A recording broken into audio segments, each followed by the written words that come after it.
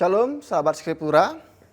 Dalam seri Renungan Skriptura kali ini, kita akan melihat bacaan teks kitab suci dari 2 Raja-Raja, pasal yang keempat, ayat yang pertama sampai yang kelima. Teks ini itu menceritakan perjumpaan seorang perempuan janda yang datang kepada Elisa di dalam keadaan yang sangat-sangat terdesak.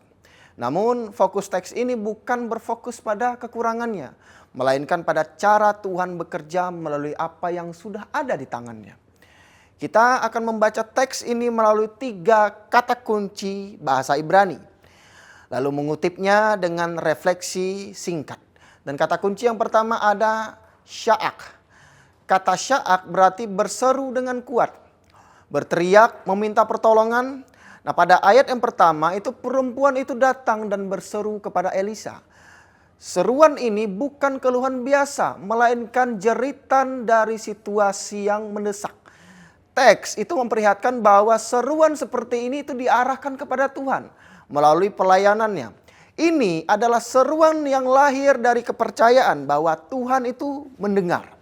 Dan kita masuk ke dalam kata kunci yang kedua ada asyuh, yang berarti minyak atau tempat minyak kecil. Perempuan itu berkata bahwa ia tidak memiliki apa-apa kecuali asyuh minyak. Kata ini menekankan sesuatu yang sangat sedikit, bahkan nyaris dianggap tidak berarti. Namun teks ini dengan jelas menunjukkan bahwa Tuhan justru memulai karyanya dari sesuatu yang kecil dan sederhana. Dan kita langsung masuk ke dalam kata kunci yang ketiga ada kelim rekim. Ungkapan ini berarti bejana-bejana kosong.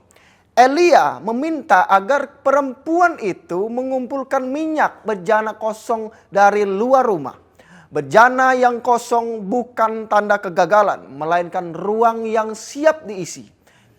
Refleksi melalui 3 kata kunci ini, teks mengarahkan perhatian kita pada pola kerja Tuhan. Seruan yang sungguh-sungguh, minyak yang sedikit, dan bejana yang kosong itu menjadi rangkaian yang tidak terpisahkan. Tuhan tidak menunggu keadaan menjadi lengkap.